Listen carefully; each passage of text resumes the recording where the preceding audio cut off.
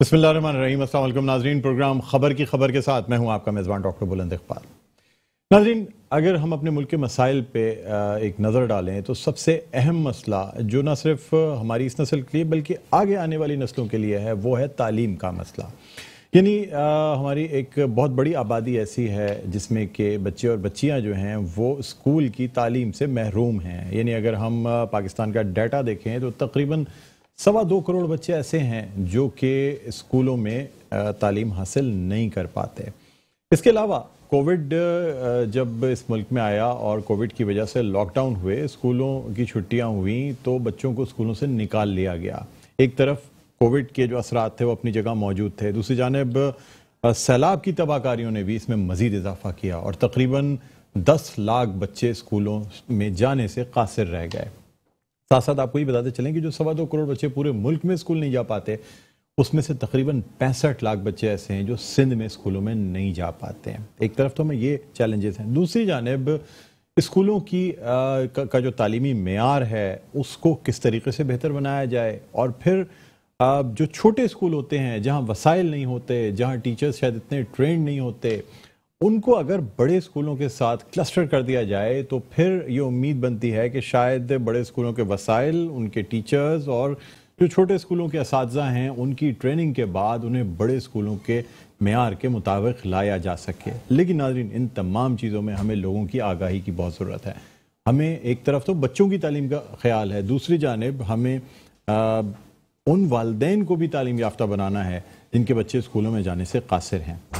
यही वजह है कि आज इतने अहम मसले पे हम आज का ये प्रोग्राम करने जा रहे हैं और आपको बताते चलें कि यूनिसेफ और यूरोपियन यूनियन के ताउन से जो है एक ख़ास ऐसा प्रोग्राम चलाया जा रहा है जिससे कि बच्चों की जो स्कूलों की तालीम है उसे बेहतर बनाने पे बहुत तवज्जो दी जा रही है।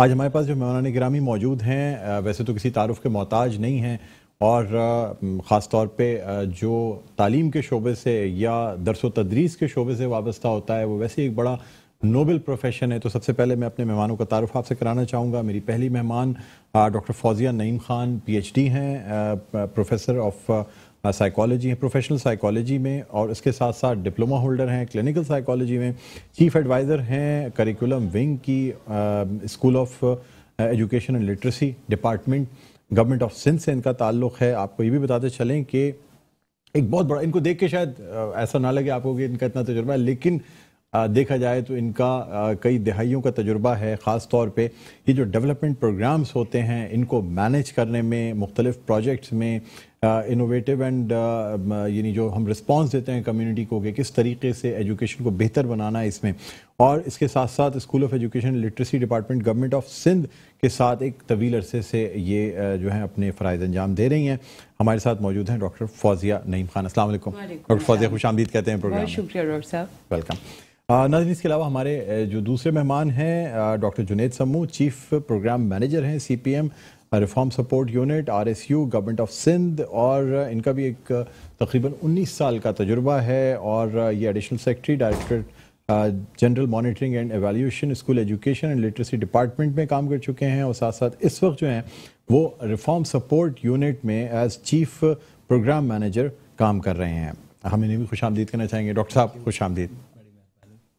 नाज़रीन, इसके अलावा हमारे साथ नौशीरमा शाहिद साहब मौजूद हैं जो कि एजुकेशन ऑफिसर हैं यूनिसेफ के, और आपको ये बताते चलें कि ख़ास तौर पे इनका जो काम है वो डाटा के हवाले से है कि किस तरीके से जो आदाद व शुमार होते हैं उनको मजबूत बनाया जाता है, और ये जो एक ख़ास प्रोग्राम है जो कि यूरोपियन यूनियन के ताउन से चलाया जाता है जिसे DEEP प्रोग्राम कहते हैं, उसके तहत ये काम करते हैं। इसके अलावा अगर हम इनके माजी पे देखें तो पहले ये इसी किस्म के मुख्तलिफ प्रोजेक्ट्स खैबर पख्तूनख्वा में बहुत कामयाबी के साथ अंजाम दे चुके हैं, और ख़ास तौर पे नौशरवा जो हैं ये सपोर्ट कर रहे हैं सिंध एजुकेशन लिटरेसी डिपार्टमेंट को, जो टेक्नोलॉजी यूज़ की जाती है स्कूल्स को मॉनिटर करने में और सर्वेस करने में, ताकि रिसर्च बेस्ड ये पता चल सके कि स्कूलों की इस वक्त वर्किंग कैसी है और किस तरह उनको बेहतर बनाया जा सकता है।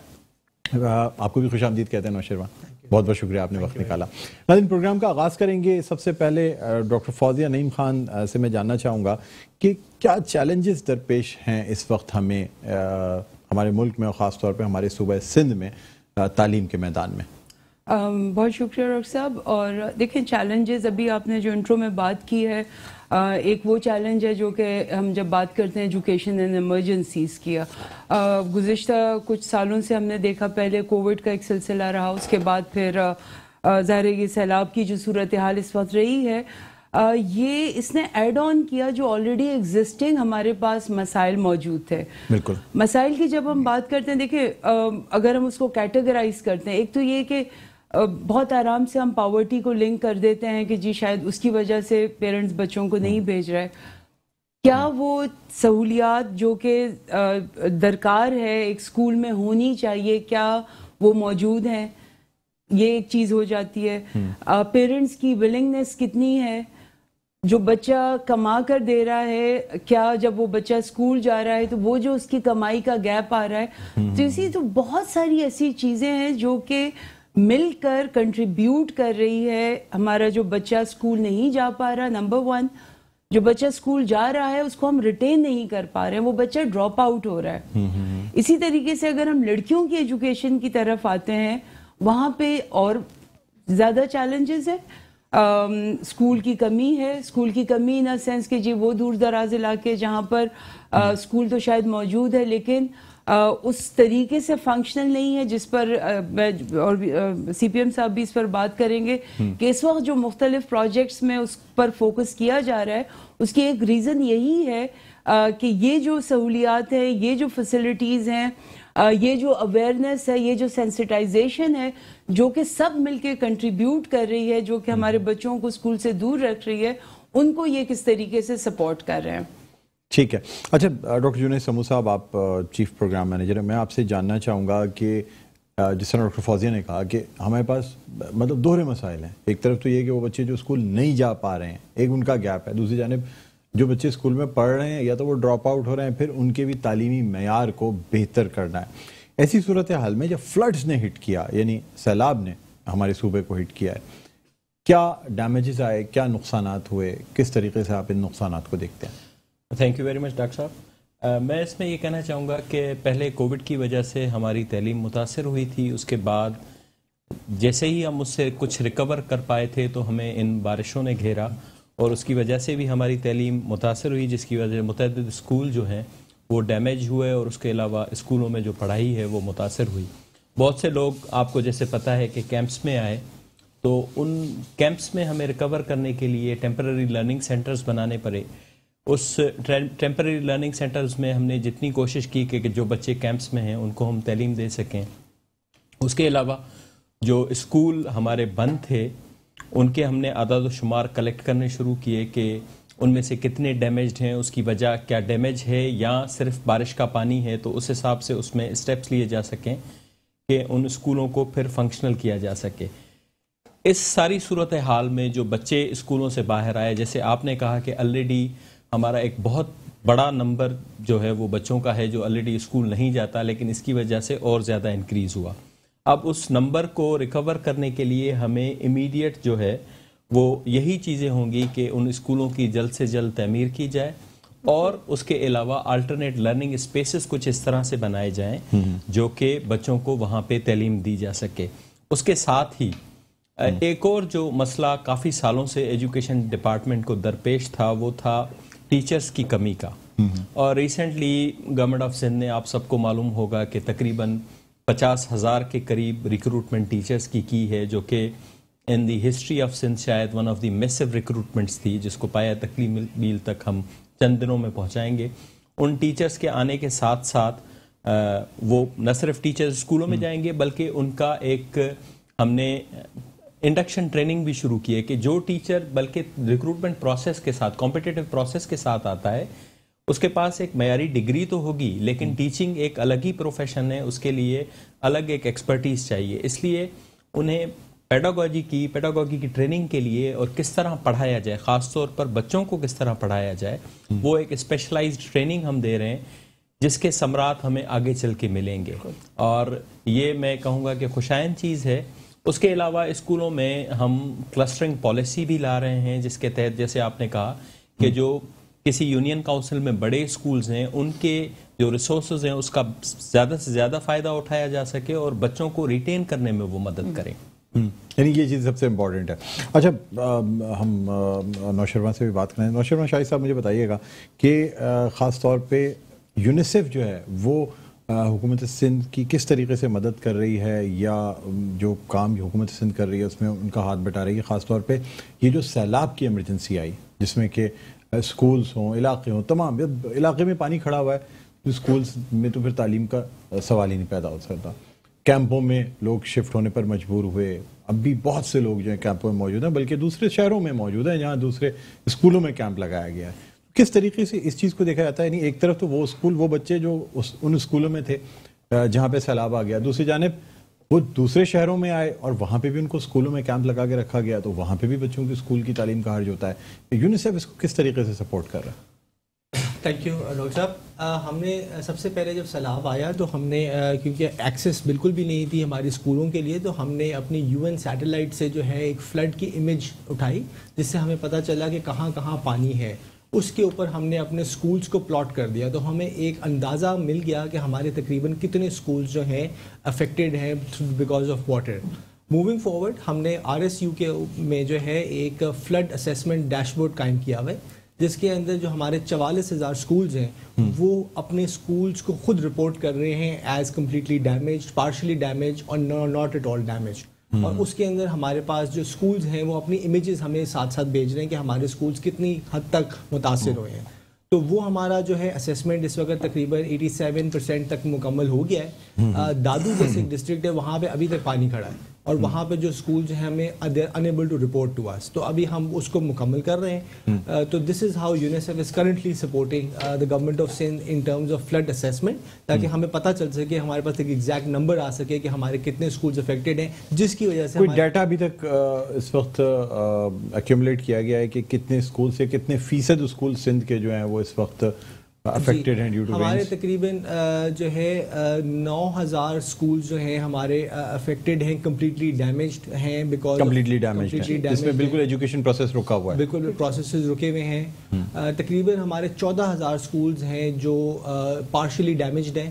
ادھر ایکٹیویٹیز پھر بھی ہو سکتی ہیں لیکن ان کے کچھ کمرے ہیں جو خراب ہو گئے ہیں بیکاز آف فلڈ, کچھ باؤنڈری والز ہیں جو خراب ہو گئی ہیں جس کی وجہ سے وہاں پہ اسکولس کے اندر ایکسیس خراب ہو گئی ہے. اور تقریباً ہمارے پاس ابھی تک جو رپورٹ ہوئے ہیں وہ ہمارے پاس تقریباً کوئی 10,000 اسکولس ایسے رپورٹ ہوئے ہیں which are not damaged at all. اچھا جی ٹھیک ہے. تو اب چلے اس پہ بھی ہم آپ سے بات کریں گے, جو خاص طور پہ جو ڈیمیجڈ, جو کہ ٹوٹلی ڈیمیجڈ ہو گئے ہیں, تو اس پہ کس طریقے سے اس کو ریپیئر کرنے کے لیے یا اس کو دوبارہ فنکشنل بنانے کے لیے کس طرح اسٹیپس لیے جا رہے ہیں؟ یورپین یونین کی جانب سے اسٹیپس لیے جا رہے ہیں, یونیسیف کی جانب سے لیے جا رہے ہیں, کس طریقے سے اس کو بہتر بنایا جائے؟ یورپین یونین کا ایک جو اگریمنٹ ہے with the government of Sindh, اس کے اندر انہوں نے جو ہے 12.5 ملین یوروز جو ہیں گورنمنٹ آف سندھ کو دیے ہیں for the rehabilitation of these schools. تو this activity is currently ongoing. And once we have the complete numbers from the field کہ ہمارے کتنے اسکولز افیکٹ ہوئے ہیں, تو ان فنڈس کو یوٹیلائز کیا جائے گا for the rehabilitation of those schools. ان کے اندر سینیٹیشن کو امپروو کیا جائے گا جو ہمارے پارشلی ڈیمیج اسکولز ہیں, تاکہ بچے ان اسکولز میں واپس جا سکیں. تو this is how European Union is supporting them financially and technically as well. ٹھیک ہے. اچھا ہمارے ساتھ ڈاکٹر فوزیہ بھی موجود ہیں, ڈاکٹر جنید سمو موجود ہیں, نوشرما شاہد ہمارے ساتھ موجود ہیں, لیکن آج ایک چھوٹا سا وقفہ لیں گے. وقفے کے بعد دوبارہ آپ کی خدمت میں حاضر ہوتے ہیں. کہیں نہ جائیے گا, دیکھتے رہیے پروگرام خبر کی خبر.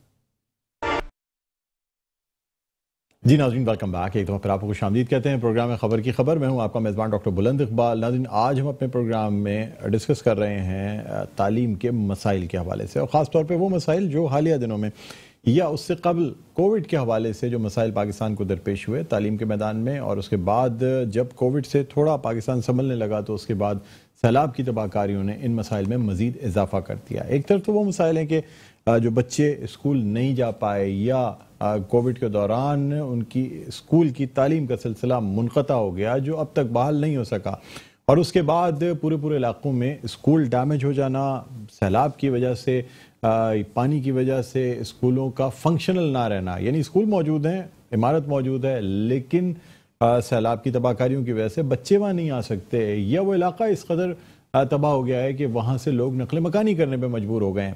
ناظرین یہ تمام چیزیں ہیں جو آج کے پروگرام میں ہم ڈسکس کر رہے ہیں. ڈاکٹر فوزیہ نعیم خان ہمارے ساتھ موجود ہیں, ہمارے ساتھ ڈاکٹر جنید سمو موجود ہیں, اور ہمارے ساتھ نوشرواں شاہد صاحب موجود ہیں.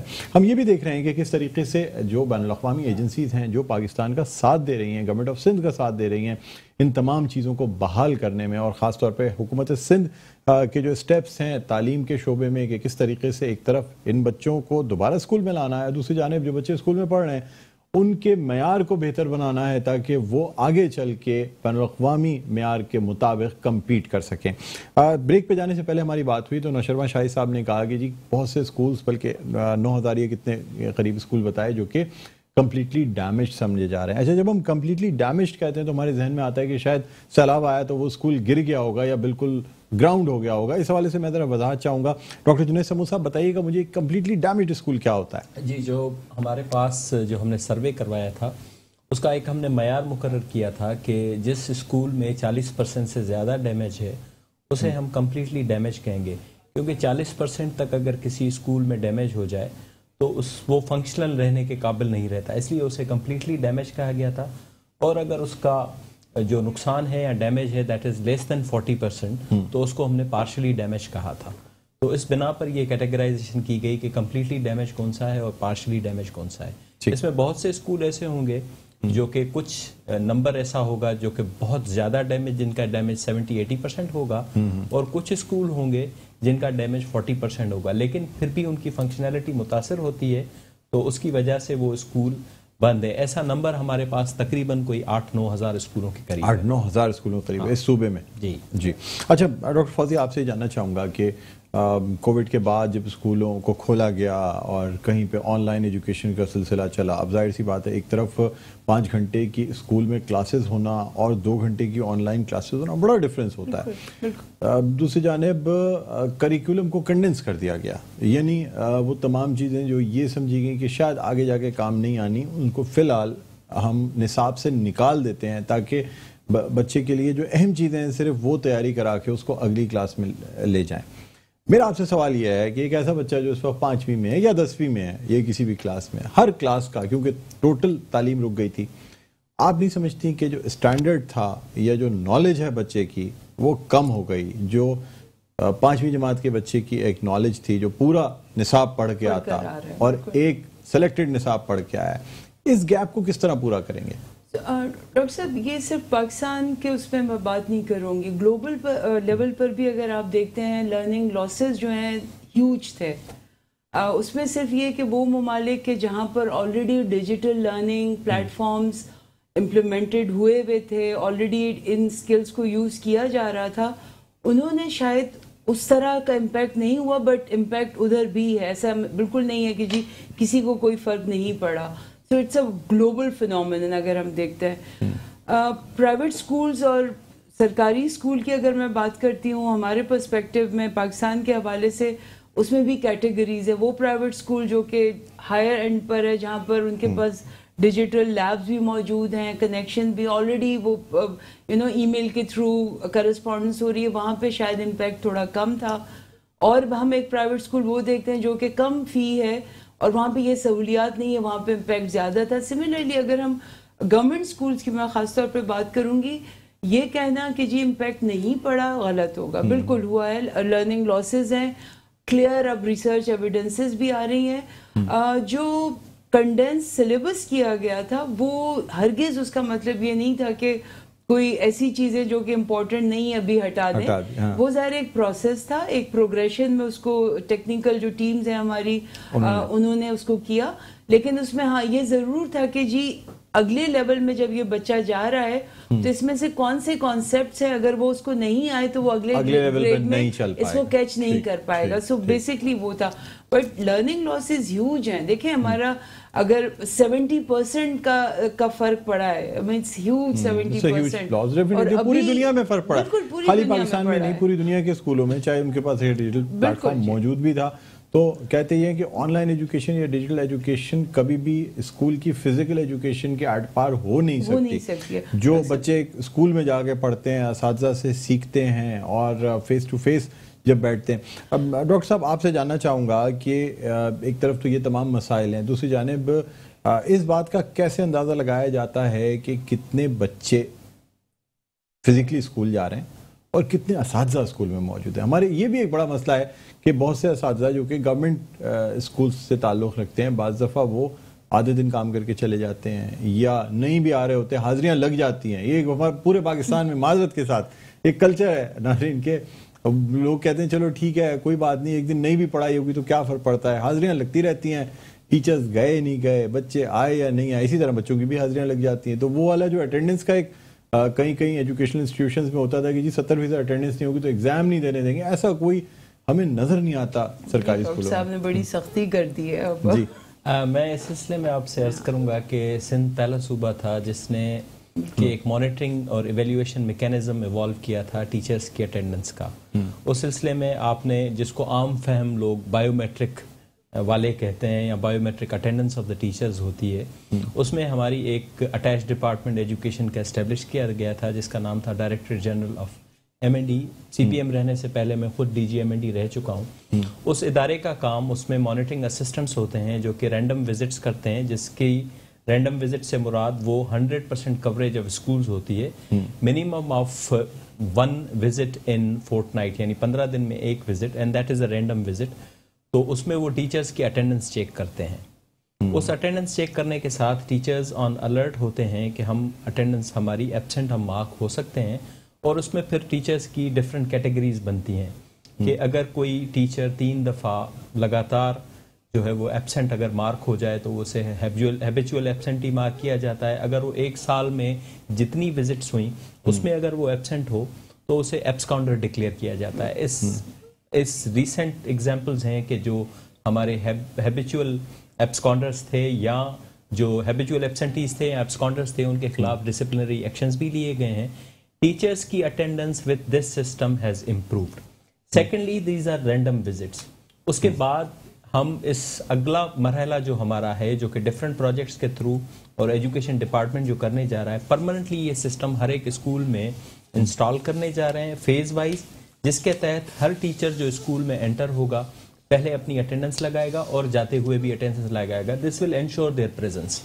اچھا, یعنی اس طریقے سے بایو میٹرک میں ناظرین کو بھی سمجھانا چاہوں گا کہ جو ہم انگوٹھا لگا کے فنگر پرنٹنگ کے ذریعے یا فیس ریکگنیشن یہ تمام چیزیں رکھ دی گئی ہیں کہ جس سے جی بایو میٹرک ویریفیکیشن کے تھرو یہ ہوتا ہے. This is the independent system of education department, جس میں کہ بایو میٹرکس یعنی جو انگوٹھے کے نشان, انگلیوں کے نشان جو ہوتے ہیں وہ ٹیچرز کے لیے جاتے ہیں, جس کے تحت ویریفیکیشن ہوتی ہے کہ دس پرسن از پریزنٹ, وہ اس ٹائم پر اس جگہ پر اس. تو وہ ریئل ٹائم میں ڈیٹا آپ لوگوں کے پاس سینٹرلی آ رہا ہوتا ہے یا مہینے کے مہینے کلیکٹ ہو گیا؟ وہ ریئل ٹائم میں ڈیٹا ہوتا ہے, ایز اٹ از کلیکٹڈ وہ ڈیش بورڈ پر شو ہوتا ہے, اور اس کی رپورٹس جو ہے every day it's auto generated report جس میں یہ اندازہ ہو جاتا ہے. ٹھیک ہے. ایک چیز ایڈ کروں گی, جو ڈاکٹر صاحب نے بات کیا کہ اس سے یہ ہوا کہ جو یہ پرسیپشن تھا کہ ٹیچر نہیں آ رہا ہے, اب وہ سچویشن اس طرح نہیں. بہت سارے لوگوں نے ارلی ریٹائرمنٹس لے لی, یہ سچویشن بھی آئی, لوگ جو کہ باہر تھے اور ادھر ادھر, تو وہ بھی اس سے بھی بڑا فرق پڑا ہے اس وقت. ایٹ لیسٹ ٹیچر آ رہا ہے اسکول میں. ٹھیک. اچھا ڈاکٹر شرما, شاید آپ مجھے بتائیے گا کہ آپ کا رول یعنی ڈیٹا کلیکٹ کرنے کا تو بہت امپورٹنٹ ہے, اس میں کس طریقے سے اس کو مانیٹر کیا جاتا ہے؟ تو ہم نے جب لاسٹ 2 ایئرز اگو ہم لوگوں نے جب یہ پروجیکٹ سٹارٹ کیا تو ہم نے سب سے پہلے ہمارے جو جنید سامو صاحب بتا رہے ہیں جو Sindh school monthly monitoring system ہے, ہم نے اس کو جو ہے مزید اسٹرینتھن کیا, اور اس کے اندر ہم نے ایک روسٹر مینجمنٹ کا سسٹم سٹارٹ کیا جس کے اندر جو ایک مانیٹر اگر کسی ایک ضلع میں ایک اسکول میں ایک دفعہ ایک مہینے جاتا ہے تو وہ اگلے مہینے اس میں آٹومیٹکلی نہیں جا سکتا. اچھا. تو ہم نے اس طرح کے کچھ اس کے اندر چیکس تھے جو ہم نے انٹروڈیوس کرائے. موونگ فارورڈ ہم نے جو ہے ایک Sindh education management information system develop کیا جس کے تحت گورنمنٹ آف سندھ کے پاس جو ہے ایک ڈیجیٹل ڈیش بورڈ اویلیبل ہے to conduct a census of all the 44,000 schools in the province. تو وہ جو ہے ہمارے پاس اب جو ہے آٹومیٹڈ پروسیس ہے, تو ہمارے پاس at a click doctor Fauzia Junaid Samoo صاحب جو ہیں they can actually figure out کہ کون سے ڈسٹرکٹ کے اندر کتنے اسکولز ہیں, کس ضلع میں کس تعلقہ میں کتنے اسکولز ہیں, کتنے ٹیچرز وہاں پہ ہیں اور کتنے اسٹوڈنٹس وہاں پہ ہیں, اینڈ کتنی فیسلٹیز وہاں پہ ورک کر رہی ہیں. یہ ایک اینیول سینسس ہے جو ہر سال ہوتا ہے, اینڈ ہر صوبے کو ہر education department all over the country, Punjab, KP, Balochistan, ہر جگہ یہ ایک سینسس کنڈکٹ ہوتا ہے ایوری ایئر. اکتوبر کی بیس ڈیٹ کے بیسس کے اوپر ہوتا ہے to make decisions for the next financial year. تو ہم نے اس کو ڈیولپ کیا, وہ ڈیجیٹل ڈیش بورڈ ہمارا ہے. उसी डैशबोर्ड के तहत अभी जो स्कूल्स हैं हमारे वो फ्लड का जो डेटा है अपना डैमेज असेसमेंट वो भी उसी के तहत हमें भेज रहे हैं, तो हमने वो भी टूल्स डेवलप किए। जो यूरोपियन यूनियन का जो STA डीप का जो प्रोजेक्ट है उसके जो पिनिकल उसका था वो ये है कि we are providing technical assistance to the government of Sindh, उनको उनकी कैपेसिटी बिल्ड कर रहे हैं और हैंड होल्डिंग है उनकी, ताकि they can move forward and conduct evidence based decisions on their own. अच्छा, डॉक्टर फातिमा मुझे बताइएगा कि एक कानूनी हक भी है कि तमाम बच्चों को तालीम फराहम की जाए, और एक तरफ तो ये है कि बच्चों को, जो बच्चे स्कूल में उनको तालीम याफ्ता बनाना, बल्कि उसके साथ साथ उनको रिटेन कराना बहुत मुश्किल है कि वो स्कूल से ड्रॉप आउट ना हो। क्या स्टेप्स लिए जाते हैं इस हवाले से? इसमें देखें, रिटेंशन की बात है। एक तो पहली बात ये कि जो बच्चा कभी नहीं स्कूल गया है उसको स्कूल में लाना।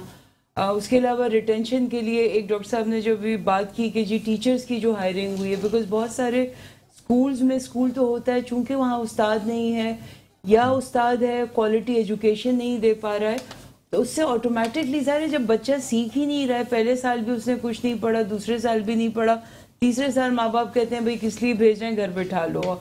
तो पहली चीज़ ये कि क्वालिटी एजुकेशन, बिल्कुल हम मानते हैं कि क्लासरूम का होना, बेसिक चीज़ों का होना, लेकिन अगर अच्छा उस्ताद है तो अच्छा उस्ताद उसको बच्चे को रिटेन करता है, वो पेरेंट्स को भी इन्वॉल्व रखता है, वो कम्युनिटी को भी इन्वॉल्व रखता है। तो पहली चीज़ तो ये है कि ये मैं समझती हूँ कि एक बहुत बड़ा स्टेप है और बहुत बड़ा गैप था हमारे पास। फॉर एग्जांपल हमारे पास सिस्टम में साइंस के, मैथ्स के टीचर्स, ये वो सब्जेक्ट्स हैं कि जिनको आज पढ़ाने के लिए टीचर्स को नई टेक्निक्स चाहिए होती है, नई टेक्निक्स में एग्जैक्टली कोई छोटे से एक्सपेरिमेंट करके आप बेसिक चीज पढ़ा रहे हैं, वो इंटरेस्ट जनरेट होता है, तो वो नहीं था। अब वो टीचर भी आ रहा है। प्लस एक और चीज जो इस वक्त डिपार्टमेंट कर रहा है वो ये कि डिफरेंट इंटरवेंशंस के through, for example we are also introducing play based learning. क्या है वो भी हम जहाँ यानी खेल के जरिए बच्चों को किस तरीके से सिखाया था। अच्छा डॉक्टर फातिमा, आपसे हम ये भी जानेंगे कि क्या वज़ाइफ भी दिए जाते हैं, वजीफा भी दिया जाता है खासतौर पे गर्ल्स को, या जो बच्चियां हैं उनको पढ़ने के लिए? इस पर हम बात करेंगे, लेकिन आज एक छोटा सा वक्फे के बाद दोबारा आपकी खिदमत में हाजिर होते हैं। देखते रहिए प्रोग्राम खबर की खबर।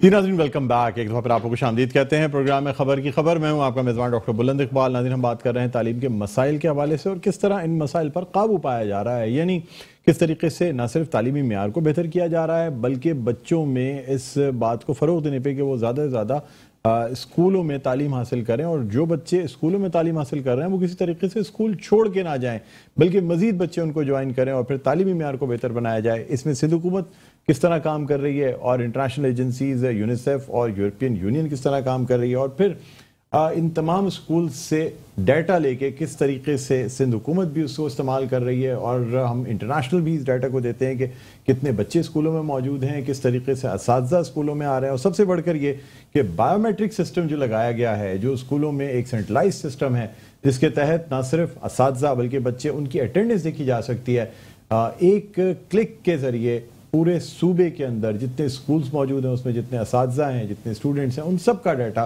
लिया जा सकता है। तो ये मैं समझता हूँ एक बहुत बड़ा स्टेप है सिंध हुकूमत का भी, और ख़ास तौर पे जो सिंध टेक्निकल असिस्टेंस फॉर यानी डेवलपमेंट ऑफ इन्हांस्ड एजुकेशन जो उसके ज़रिए, ये बहुत बड़ा स्टेप है जो कि लिया जा रहा है। डॉक्टर फौजिया से ब्रेक पे जाने से पहले बात हो रही थी और हमने ये जाना था कि बच्चों को किस तरीके से स्कूल ड्रॉप आउट होने से रोका जाता है। इसमें एक बहुत अहम वजह जो है ना, माशी हालात होते हैं। यानी लोग ये समझते हैं कि चलें हम अपने बच्चों को तो पढ़ा लें, यानी अपने जो मेल मेंबर्स हैं जो कि मर्द हैं, या ये कि जो यानी लड़कियां जो हैं उनको रोक लिया जाए। उनको क्या एक आम तासुर ये आता है कि एक तो ये कि इनकी शादी हो जानी है, इनको कोई फ़र्क नहीं पड़ता कि तालीम दी जाए या नहीं दी जाए। दूसरी जानिब भी सोचते हैं कि जो खर्चा हो रहा है ये इन पे लगाने से क्या फ़ायदा। तो इसके लिए कुछ इनिशिएटिव रखे गए हैं बच्चियों के लिए ताकि वो स्कूल में मौजूद रहें। जी डॉक्टर फौजिया क्या बताना चाहिए? इसमें देखिए 3,500 रुपये का एक अमाउंट है जो कि गर्ल्स स्टाइपेंड का हमारा एक बहुत बड़ा सिंध गवर्नमेंट का इनिशिएटिव है, जिसमें बच्चियों को 75% अटेंडेंस मेंटेन करने पर वो स्टाइपेंड जो है वो दिया जाता है। सो ये एक बहुत बड़ी इन्वेस्टमेंट है और एक बहुत बड़ा इंसेंटिव है उन बच्चियों के, specially this is for senior grades, क्योंकि एक जो हम ड्रॉप देखते हैं कि 5वीं जमात के बाद बच्चियां ड्रॉप आउट ज़्यादा होती हैं, लड़के भी होते हैं लेकिन बच्चियां जो हैं वो ज़्यादा होती हैं। تو اس کو کم کرنے کے لیے, اس گیپ کو فل کرنے کے لیے یہ ایک ہماری اینول ایلوکیشن ہے اور یہ جو ہے وہ ڈسبرس کیا جاتا ہے. ٹھیک سر, کون کون سی کلاسز میں دیا جاتا ہے؟ 6th اور یہ 6th 9th اور 10th میں دیا جاتا ہے. ان کلاسز کو سلیکٹ کرنے کا مقصد یہ 6th 9th 10th میں دیا جاتا ہے. یہ جو پیٹرنز اسٹڈی کیے گئے ہیں کہ بچوں کے ڈراپ آؤٹ ریٹ سب سے زیادہ کہاں ہوتے ہیں. پرائمری تک جنرلی بچیاں تعلیم حاصل کرتی ہیں, اس کے بعد ان کا جو نیکسٹ لیول آتا ہے 6th پر, اس میں ڈراپ آؤٹس دیکھے گئے ہیں. بچوں کی تعلیم کو انکریج کرنے کے لیے یہ وظیفے یعنی گرلس اسٹائپنڈ شروع کیے گئے کہ یہ ایک مانیٹری سپورٹ ہو, کچھ پیسوں کی سپورٹ ہو والدین کو کہ وہ اپنی بچیوں کو پڑھا سکیں. 6th کے بعد یہ 9th اور 10th میں ایک اگلی اسٹیج جو آتی ہے جہاں پر ڈراپ آؤٹ بچوں کا ہے وہ 9th اور 10th ہے, تاکہ کم از کم 9th اور 10th لیول تک بچیاں تعلیم حاصل کر سکیں ان وظیفے کی وجہ سے. ٹھیک ہے. اچھا, ہم نوشرما شاہد صاحب سے جاننا چاہیں گے مستقبل کیا دیکھتے ہیں, کس طریقے سے جو حکومت ہے وہ تعلیم جو پرووائڈ کر رہی ہے ہمارے صوبے میں, آپ کیا سمجھتے ہیں مستقبل میں کیا دیکھ رہے ہیں, کتنی بہتری آئے گی؟ دیکھیں اس کے اندر بہت سارے انیشیٹیو جو ہم نے اسٹارٹ کیے اور ان کو اسٹرینتھن کیا, جس طرح سے صاحب نے ہمیں بتایا کہ ہمارے پاس اسکول کلسٹرنگ کا بھی ایک انیشیٹیو ہے جس کو ہم نے اسٹارٹ کیا, اس کو ہم بلڈ اپ کر رہے ہیں. تو I see a lot of light at the end of the tunnel. There is going to be a lot of improvement because اس کو جو ہے جو ماڈلز اس وقت امپلیمنٹ ہو رہے ہیں they are time tested throughout the world and other provinces of Pakistan as well. تو ہمارا جو ایک ایکسس کا جو سسٹم تھا اس کو ہم نے امپروو کیا. ہم نے انشور کرایا کہ ٹیچر اسکول آئے. جب ٹیچر اسکول آئے گا تو ہم نے جو اسکول کے اندر جو فیسلٹیز ہیں ان کو امپروو کرا رہے ہیں. ہمارے پاس اس کا ایک سینسس موجود ہے, ہمیں معلوم ہے, ہمارے ایکوریٹ انفارمیشن معلوم ہے. تو اس کی وجہ سے جو پلاننگ ہے for the delivery of improving schools وہ بڑی اچھی ہو جائے گی. پاسٹ کے اندر جو ہے ہمارے پاس انفارمیشن اتنی زیادہ آسانی سے ریڈیلی اویلیبل نہیں تھی.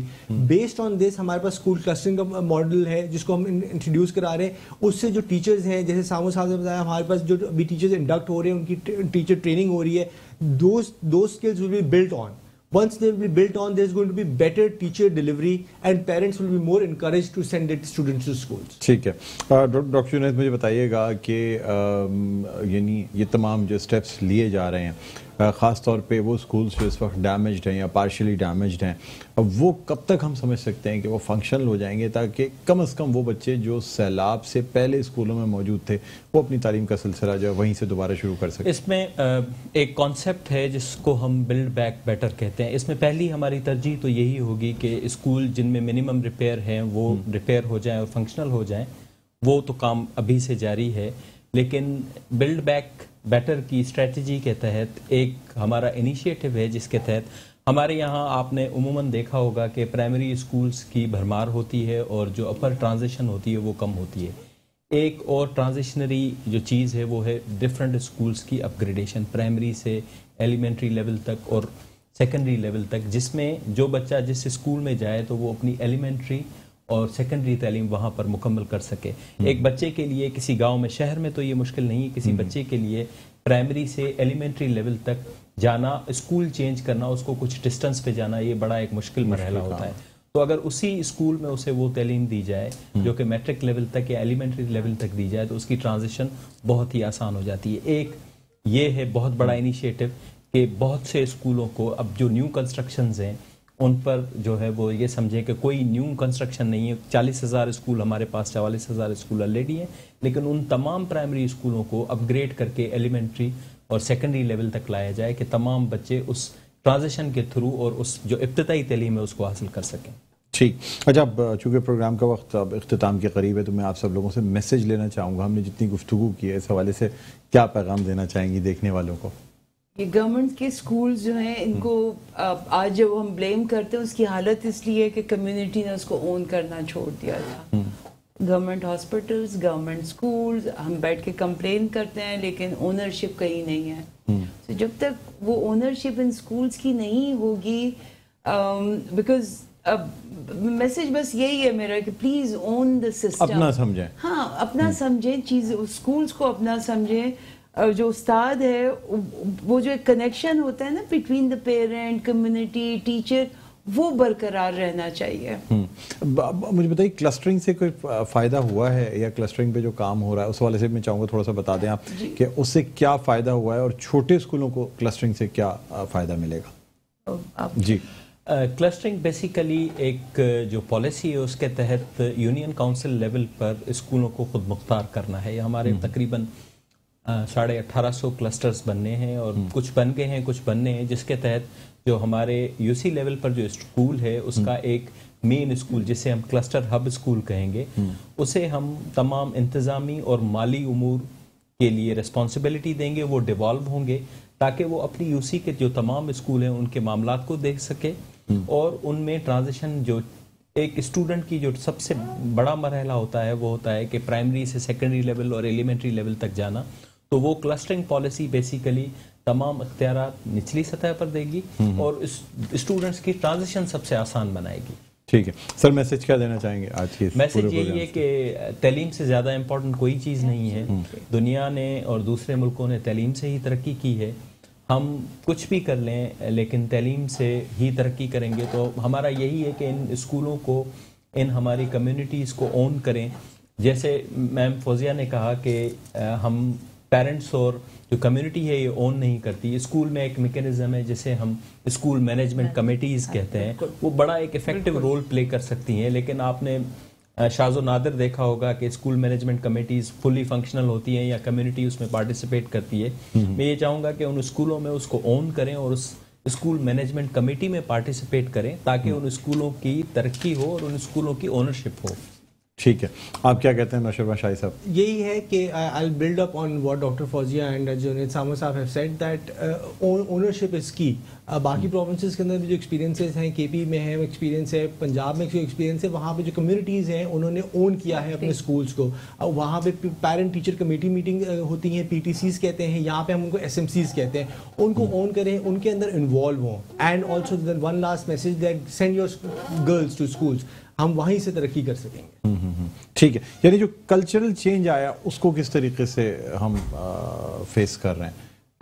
تھوڑا سا ڈفرینس آئی, میں آپ سے خاص طور پہ جاننا چاہوں گا. جو کلچرل چینج, پہلے ظاہر سی بات ہے ہم بڑے آرتھوڈاکس تعلیم پہ جاتے تھے, اب تھوڑا سا کلچر چینج ہے. دیکھیں وہ یوں بھی ہوا نا کہ جب اگر آج آپ انٹرنیشنل کریکولمس کو ہم دیکھتے ہیں, focus is on integration of 21st century learning skills into the curriculum.